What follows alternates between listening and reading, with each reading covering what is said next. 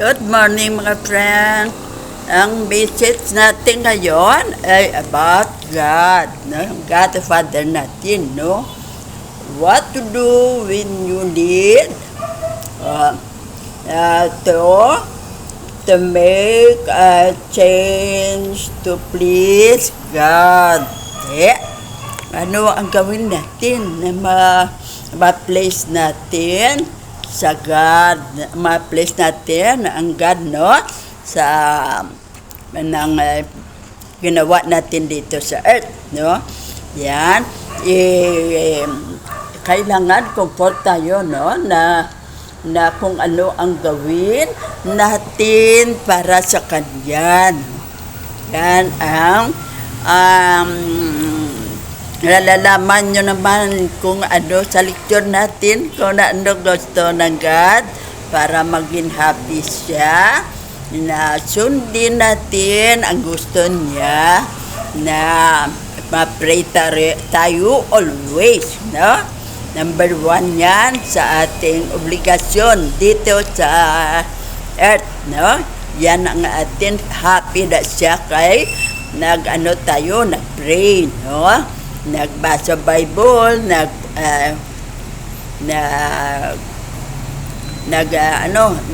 go to church, kay yan ang ang house niya dito o home niya dito sa earth.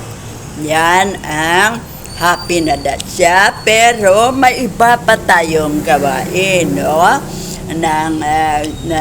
May ma-confidence tayo kung anong gusto na ang gawin natin para sa Kanya, kaya para daw medyo ang pagserbisyo natin sa Kanya ay nang magustuhan niya, may confidence tayo. Hindi tayo, baka magalitan ako ng God the Father. Hindi. Kay ano natin, kung ano ang magandang gawin natin para sa Kanya, no? Hindi lang para sa Kanya, kundi sa katulad din nating mga sheep o mga taong nakatira dito sa earth. Yan ang ating gawin, no? Nang may confidence tayo sa paggawa ng mabuti sa kapwa o pagtulong, maging hindi lang sa pera, sa serbisyo natin at sa advice natin. Ganyan, o? Yason, contentment. Para hindi magalit ang God sa atin, nang makontenta tayo kung anong maibigay niya na sa atin, no? ng pang-araw-araw na ginawa na ibigay na sa atin, no? At saka sa ating pamumuhay na okay na, hindi ka na masiling mag-ambisyon pa sa kung ano-ano. Kung sadyan ka lang, confidence ka na, no? Hindi na sobra ambisyon na magawa ka ng masama para lang maabot mo na maging marami kang pera. Hindi yan, no? Na maging maligaya ka, pero sa masamang paraan, hindi yan ang nagustuhan ng God the Father sa atin. Kaya yan ang ating purpose ngayon sa pag-lecture, para masiyahan siya, ma-comfort natin siya na you make sense to please God, yan ang gusto niya, to make sense sa ating mga behavior, no? Na hindi ang magustuhan, i-eliminate natin dyan, at natin ang good na mga behavior na kung ano nagustuhan ng ating God the Father sa nagawin natin dito sa earth, no? Yan contentment tayo kung anong kalagayan ta ngayon. Kung sa atin na yan, kung paano tayo makaalis dyan sa ating example, effort.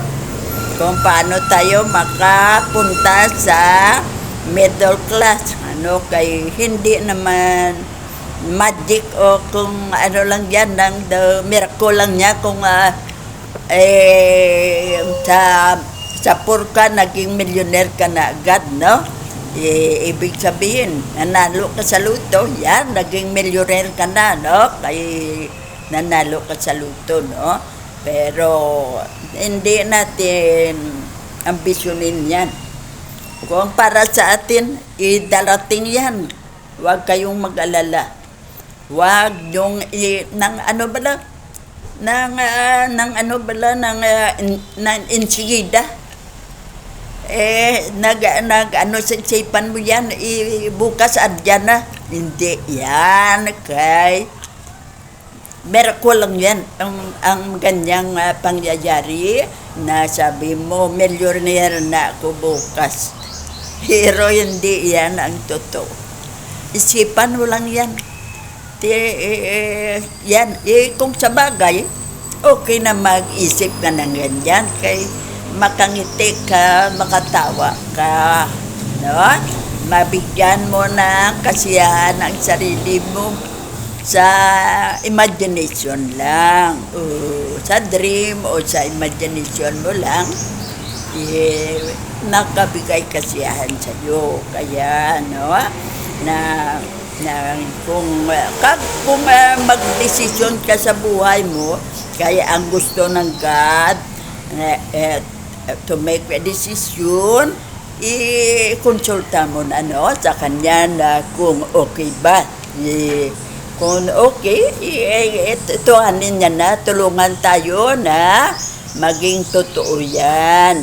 Pero kung masama, wag magsama ng loob na hindi na pinagbigyan ng God, no? God the Father ang ating hinihiling. Na tayo sa kanya kung pray man ko dyan sa God the Father, hindi yan naman ko pinagbigyan, hindi na. Hindi yan. Hindi masama yan. Kaya hindi yan ang gusto ng God the Father sa atin. Pero may desisyon tayong hindi pwede. Bakit hindi pwede? Tayo ang maapektuhan.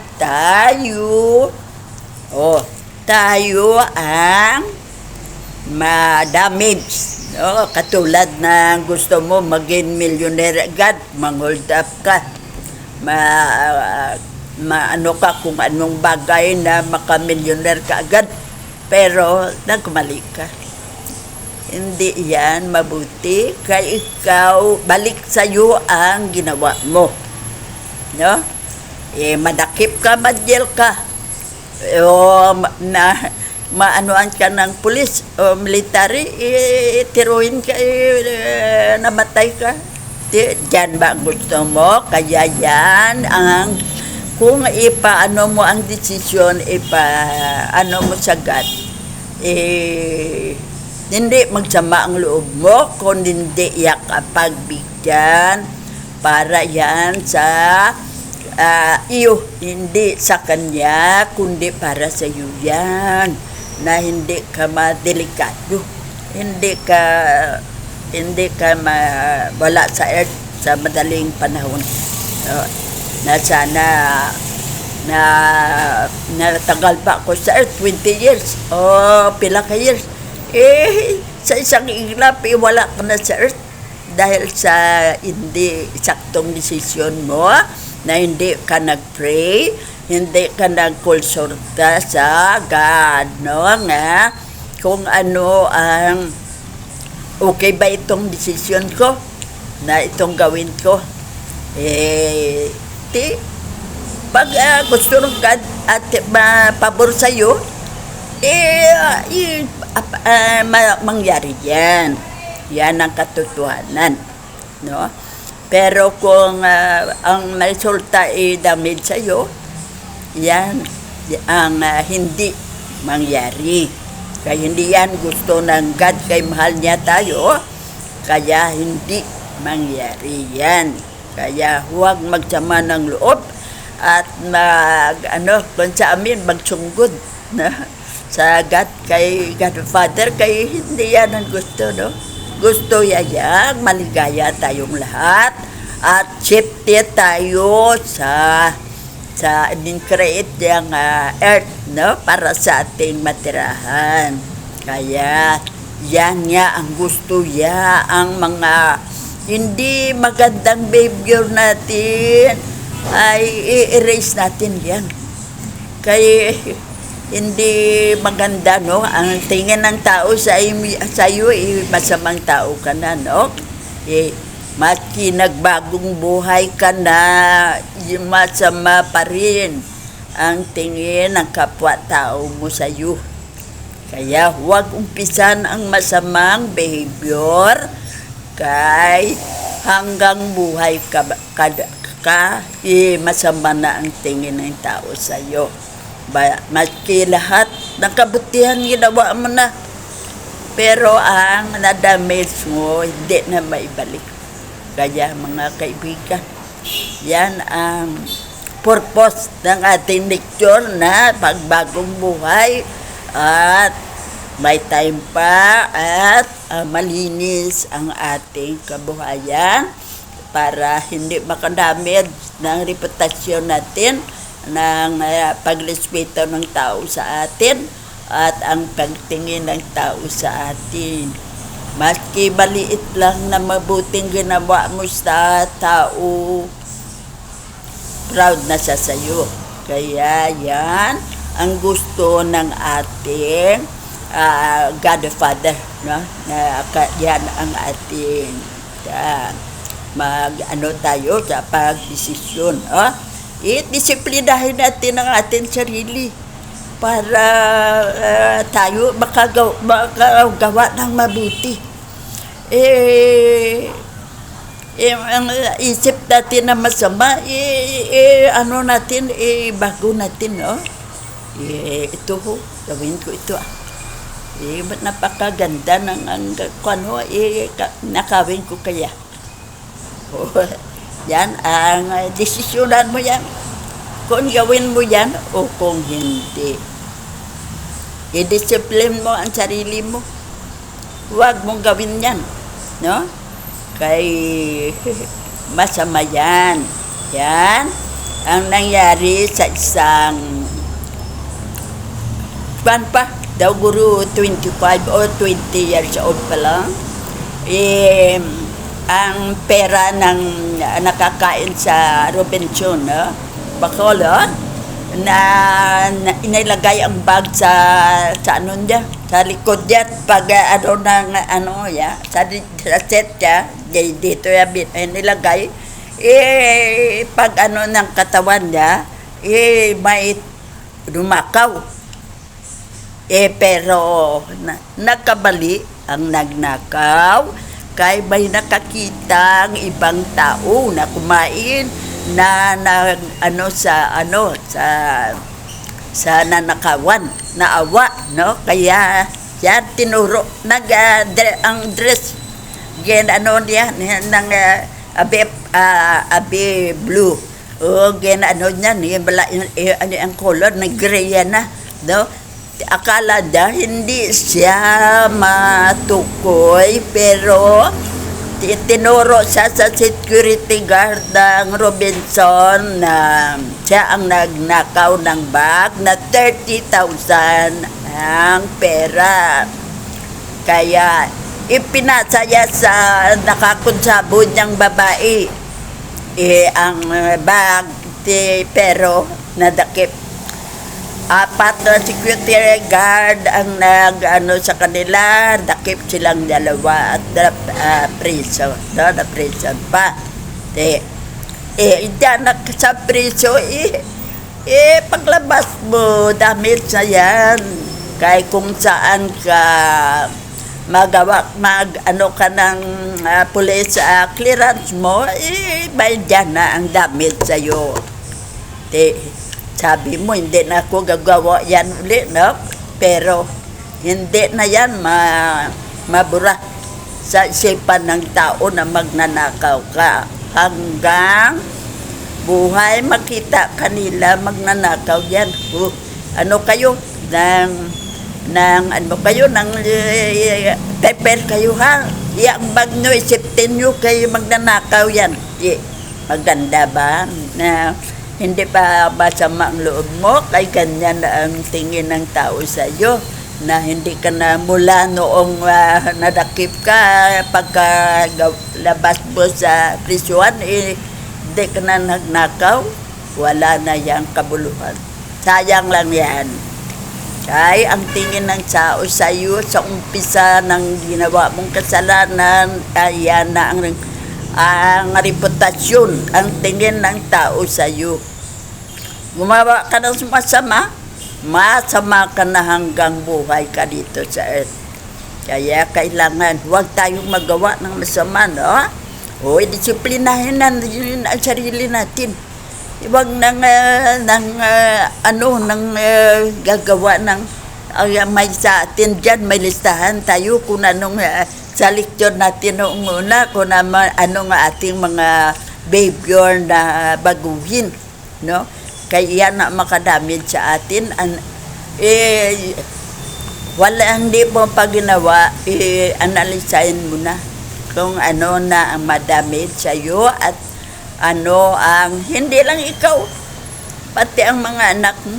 Kaya ang sabi, may matanda tayo na mga kasabihan na yan ang kanila na sanayan, no? Na kung ano raw ang puno, ganyan din ang bunga, no? Kaya hindi ang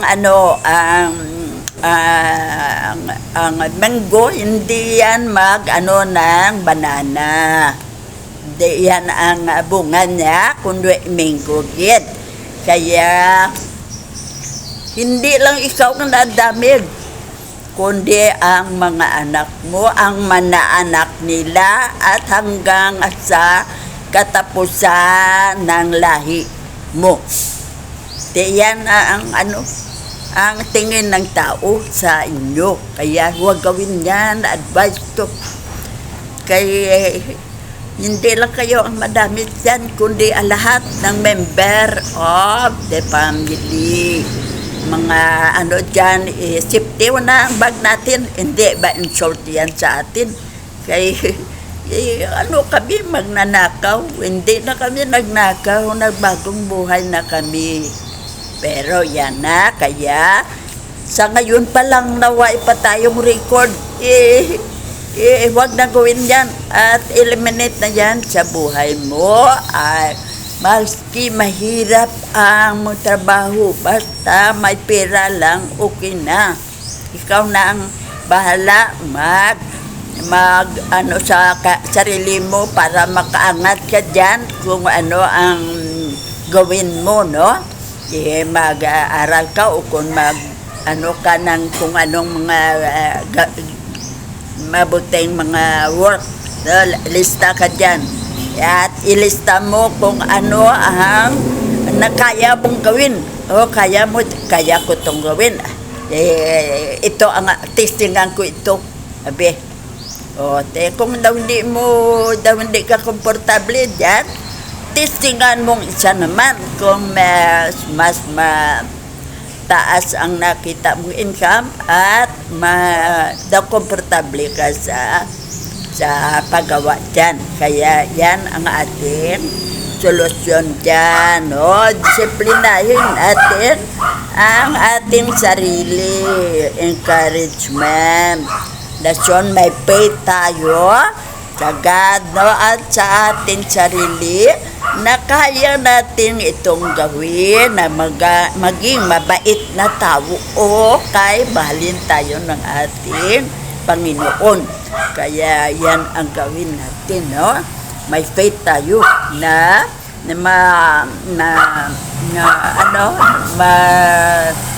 magawa ako ng mabuti, no? At yan ay hindi lang sa salita, kundi sa ating gawa. No? Gawin natin yan. Kaya ang ating plano sa buhay natin para maging masaya tayo. No? Kaya yan, ang faith natin sa God, yan, kaya kung anong mga ginawa mong daw hindi maganda at may naggawa sa iyo ng hindi maganda kay sinabihan ka magnanakaw ka, nagalit ka. Yan, ang akwan mo na, kaaway mo na itong ang tao yung sabi sa'yo, magnanakaw yan. Pero sa katotohanan, yan ang totoo. Wala kang magawa kay ikaw ang naglagay sa sarili mo sa ganyang reputasyon ng tao. Kaya patawarin mo na lang siya. Patawarin mo siya kay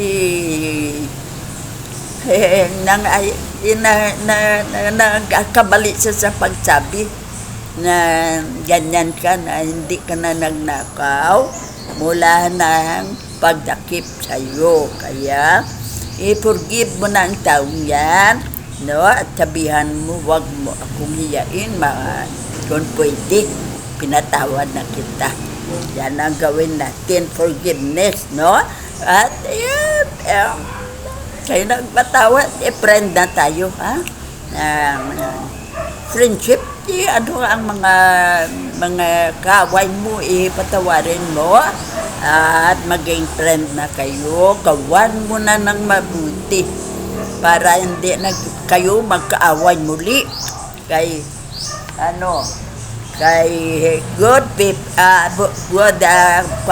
good person ka na, no? Na kaya nga yan ang ating forget tayo, gawin natin friendships, no? Kung kailangan natin ang guidance, no? Kaya na sa prayer, sa mga Bible, andyan ang guidance, no? May mga book na nag-advise sa atin na ito ang gawin natin na mabuti, na ang behavior natin, ang sa ating ng pera o kung ano pang iba na mga guidance, no? mga gawain natin na makapaganda ng reputasyon natin, makaganda ng takbo ng buhay natin, magiging successful tayo sa malinis na paraan. Yan ang gawin natin. Guidance, no? Next, para ma-complete natin ang ating nang gusto ng God sa atin, kung ng healing. Ang healing na ito, hindi lang sa sakit natin sa katawan, kundi spiritual din, no? Sa ating mga isipan na hindi maganda, no? Baguhin natin yan, no? Huwag nating pag-isipan kung anong hindi maganda ang sarili natin at ibang tao. Kay hindi maganda ang result sa buhay mo. Kaya tayo sa mga gandang mga kwan sa atin, no? Sa magandang mga gawin natin, rason nang ihiling natin ang sarili natin, no? Sa isipan at sa katawan. Yan ang ating healing. Hindi yan sa healing lang may sakit tayo, nagkuha na tayo, na-cure na healing na tayo, kaya wala ng sakit. Yan ang TB. Na-complete natin ang 12 months, na every 1 month punta tayo sa City Health at tayo ng konsumo natin gamot para sa TB, sa 12 ng 2 years. Kaya ang sabi ng doktor para mag-cure ka at ipa-x-ray ka kung cure na ang na-damage mo na half o kung 1/4 ng lungs mo na-cure na, wala ka ng TB. Cure ka na, na-heal ka na. Healing yan, Yan din sa ating behavior o ating isipan. I-heal natin, mga hindi magandang plano sa buhay dyan. Huwag ituloy. I-resent sa isipan natin,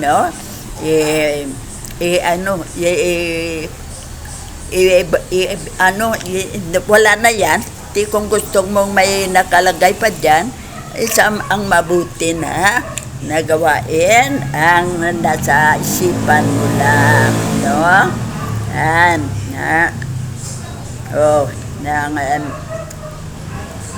ang hope, ang kailangan, i-hope natin na mahal tayo ng ating Panginoon, kailangan ang hope na yan ay magkatotoo, hindi lang hope lang, kaya ang gusto ng ating Panginoon na gawin ang i-apply natin dito sa earth, na gawin natin sa buhay para maligaya tayo at wala tayong katakutan kung pagdating ng panahon na mawala tayo sa earth. Kay proud tayo sa kay Lord Jesus na mag-judge sa atin at magpatawad sa ating mga kasalanan at pagdalaya sa atin sa heaven sa God the Father natin. Proud tayo, hindi tayo na kung may kasalanan tayo, tayo na hindi tayo makita. Akala natin hindi tayo makita na ating God the Father, O Lord Jesus, nagkamali kayo, Kaya yan, kailangan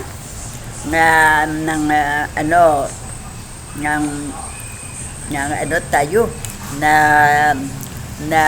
ng hope tayo na makapasa tayo sa mag-judge sa atin na si Lord Jesus Christ, na makapunta tayo sa heaven at makatira sa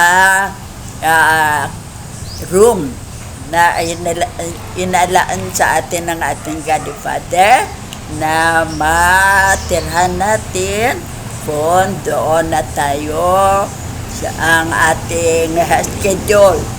Wala na dito sa earth, kundi sa heaven na tayo titira.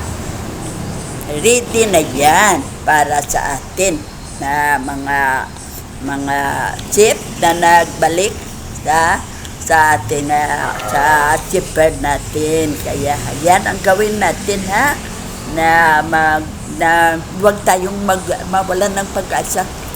Ang hope natin huwag mawala sa atin. Mahalin ako na Lord Jesus at God the Father, kay nang ginaidan ako ng Holy Spirit dito sa earth, dito pa ako nakatira, Kaya good performance ako. Kaya yan ang ating hope, Pero hope lang, magkatotoo yan. Kung igawin natin ang ating lecture na una-una, kung paano gawin natin may passport tayo pa heaven. Yan, alam nyo yan.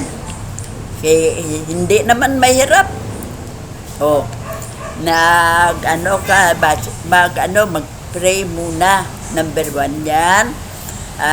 Sa Bible, 10 Commandments, perfect. Ang 10 Commandments, perfect yan. At you to church. At kung may mga group na sa inyo dyan na sa iyo na magpa-member, pa-member ka para makatulong sa pag-recruit sa mga taong makasalanan, no, nang ang road nga kanila hindi pala papunta sa event to pahil. Yan ang atin obligasyon, ang ano sa kanila, member ka dito sa amin, sa group namin, Legion of Mary, Servant of the Lord, okay ka ba? Papabagong mo ang buhay niya. Yan ang ating gawin. Yan. Humility. That's on peace. No? Ang peace, yan na. Ang isipan mo at buhay mo ay at peace kung wala kang kaaway.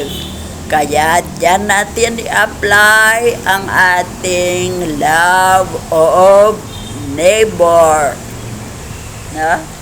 At dyan natin gawin ang mga enemy na maging friend natin. Anong gawin ko para maging friend kong enemy ko? I'm sorry. Huwag kang malala, hindi ko na gawin yan ulit sa'yo, patawarin mo lang ako. Ang pride, hindi maganda ang patunguhan. Siya ang damage sa'yo, kaya ang pride na yan, eliminate natin yan. Mas mayaman ka sa Porsche, middle class ka, hindi. Pantay-pantay tayo sa earth. Maging anuman ang takbo ng buhay natin. Maligaya lang ang Panginoon natin, kay marunong ka sa pagplano ng buhay mo dito sa earth. At yan ay proud din siya.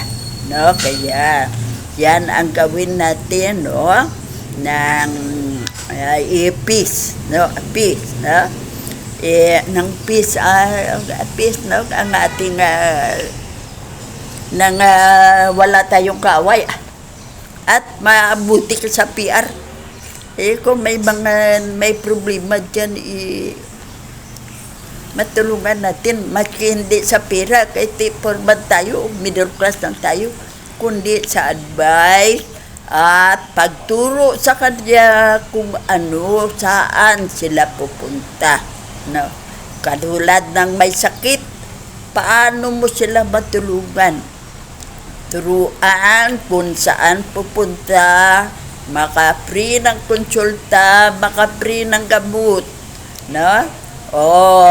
Hindi lang yan, kung pa-hospital, maka-free ng hospital, paagi sa PhilHealth natin. Gamitin ang PhilHealth natin.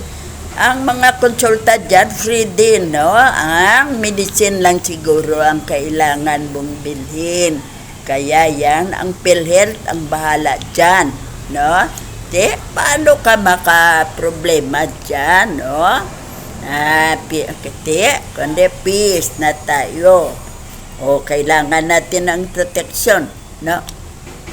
Paano ang makaprotect tayo? Ayan, maproteksyon tayo ng ating Panginoon kung may problema tayo o kung may damage sa atin. Pero tayo mismo ang nang hindi magawa sa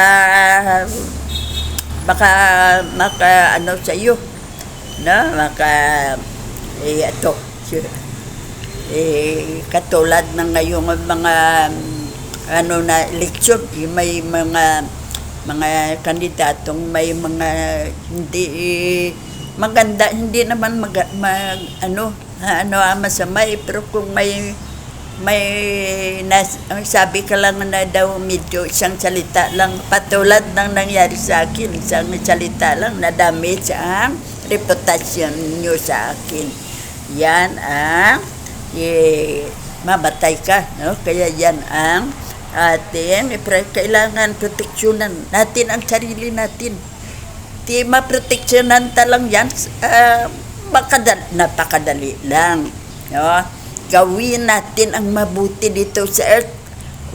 Walang tao tayong i-damage kay para walang maging kaaway tayo at mag-ano ng buhay natin, magplano sa buhay natin na patayin tayo. Kaya yan ang kailangan ang proteksyon natin. Hindi lang proteksyon na may ano ka, panangga ka kung may away, may ano na hindi pag ano ng kwan may masagang na hindi ko alam kung anong tawag diyan. Kaya yan ang gawin natin, proteksyonan ang sarili paagi sa gawang mabuti, ay hindi walang magplano sa buhay mo kung maganda ang mga ginawa mo dito sa earth. Mahalin kanila, hindi kanila sila mismo ang mag-ano sa'yo sa mga may mga na-invite sa'yo, ano nila o kung magalit sa'yo, sila mismo tutulong sa'yo na nang hindi ka matay o kung hindi masaktan. Ay pulis agad, tawagin agad ang pulis ng sekreto lang para matapos ang pulis ang proteksyon natin. Kung may mga nagplano sa buhay natin, pulis, ako, yan ang aking ginawa. Noong nakatrabaho pa ako sa Tehak, kung mahirap anuin ang tao, daw hindi mo siya mapasunod sa gusto mo. Kaya sa tingin niya mataas ang posisyon niya sa iyo o kung ano. Walang problema yan, napaka-easy lang. Tawagan ang patrol, ang police department at saka ipasirin papunta sa kanya kay mapaya siya. Yan ang gusto niya. Kaya ay kailangan ng mag-repentance ka, na magbago, na wait on the Lord ka. Yan, magbagong buhay ka na. Huwag nang magsagadambog na kaya ano ka na mataas ang posisyon sa tinabawan mo, tingin mo mas mataas ka sa amin. Pero nagkamali ka, mataas din ang posisyon ng taong papasok sa bahay mo kay nagawa ka kasalanan. City Health Officer yan, barangay captain yan, at mataas ang posisyon sa mayor's office, mas mataas pa ang posisyon mo sa kanila, papasokin mo kung hindi. Kay may kasalanan ka, in front mo ay karinderya ang piggery ang inilagay mong negosyo dito, ang mga dumi ng pig mo naglabas sa kanal na hindi na makakain ang tao dahil sa amoy, no? Kaya yan, kung daw hindi na kaya, pulis ang ating kailangan, protection, para protection na hindi tayo kung hindi natin kaya ang mga taong naka-angry mo, no? Yan ma-repent ko na makasalanan ka, magbagong buhay ka, kay yan ang ating solusyon dan, repentance, no? At kung gusto mo may patawad sa iyo, andyan, no? To wait on the Lord Jesus Christ, kasi ang ating nasan sa atin mahinga natin ng tawad kung nagkasala tayo, no? Kaya yan, to wait on the Lord Jesus Christ. na hingan mo ng kapatawaran at sabihin mo sa kanya, hindi na ako gagawa ulit ng masama. Pwede ba patawarin mo lang ako? Yan ang gawin natin kay nang agad-agad patawad ka na ni Lord Jesus, no? At pwede ka na kung sinang araw mawala ka sa earth, namatay ka, nagbago ko lang yan na patawad, welcome ka na sa heaven. Kaya yan ang ano ni Lord Jesus sa atin. Kung mapatawad ka na, clean ka na. Kaya ng ating si Lord Jesus na ang nagpatawad sa iyo, kaya clean ka na. Yan ay ano na ang wisdom. Yan ang ating na kung i-apply natin itong ang last natin ang wisdom, no? Kaya kung i-apply natin ito sa buhay natin, ma-please natin ang ating Panginoon o God, no? Kaya listen to please God. Kaya ang gawin natin to make a change to please God. Mga friend, alam nyo na ang ating gawin dito sa earth, no? Kaya para mahalin tayo ng ating God Father, Lord Jesus, na at ang ating Holy Spirit natin ay tutulong na maging mabuting tao tayo dito sa earth kung susunod lang kayo sa gusto yung gawin natin. Yan. Okay ba sa iyo ang lecture natin? Makatulong ba ito para sa maligaya tayo sa pamumuhay dito sa earth? At ito ang ating technique kung paano tayo nang welcome sa ating Panginoon, no? To make a change, so please God, no? God the Father, Jesus, ayan, no? Mahalin ka, tulungan ka para maganda ang work mo dito sa earth, na kung magdating ang time na kunin na tayo, welcome to heaven. Kaya